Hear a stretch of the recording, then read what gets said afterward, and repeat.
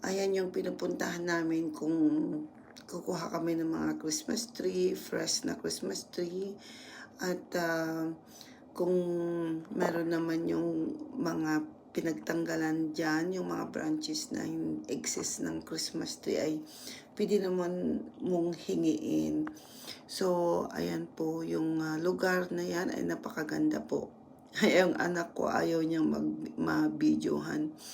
So, ngayon po mga kaibigan ay na-enjoy namin ang pumunta dyan kasi at the same time may free hot chocolate at mga cookies na binibigay.